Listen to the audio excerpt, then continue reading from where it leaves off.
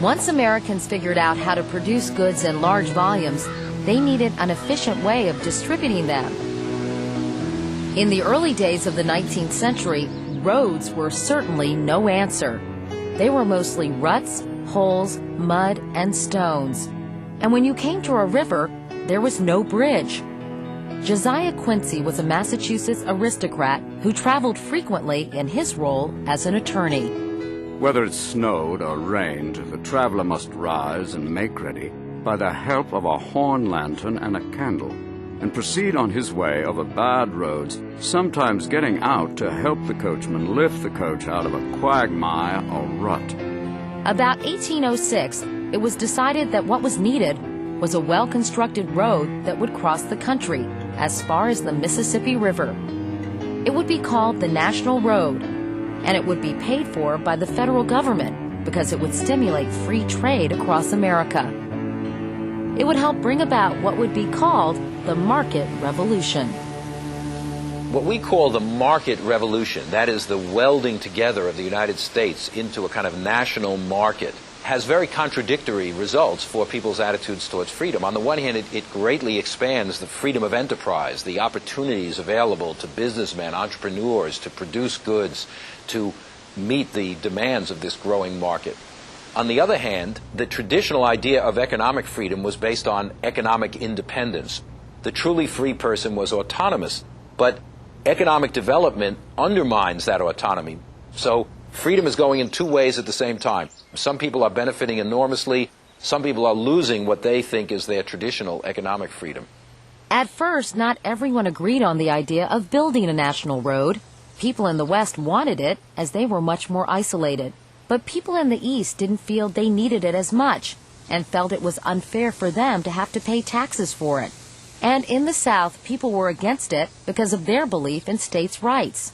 They didn't think the federal government should pay for roads. But despite it all, the National Road was built. Construction, then reconstruction, lasted for decades as engineers came up with new ways to make for a smooth ride. Charles Fenno Hoffman was a travel writer who covered the National Road. It appears to have been originally constructed of large, round stones.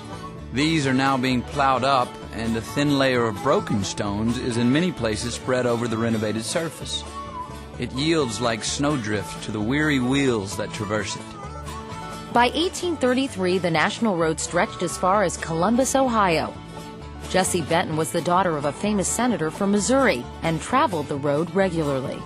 My father would see we had one of the best reserved coaches, packed with such things as children might need for a week. We had fresh horses every 10 miles.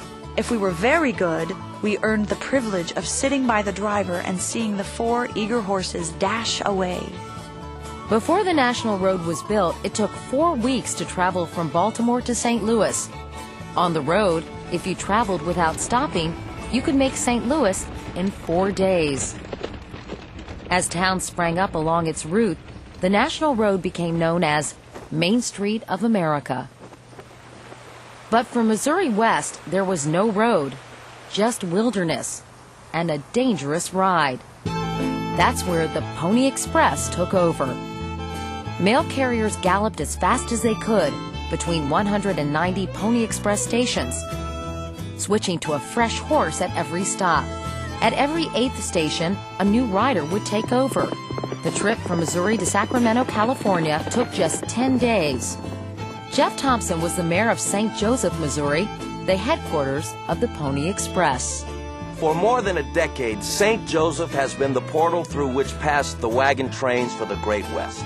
Now she's to become the connecting link between the extremes of the continents. For the first time in the history of America, mail will go by overland route from east to west.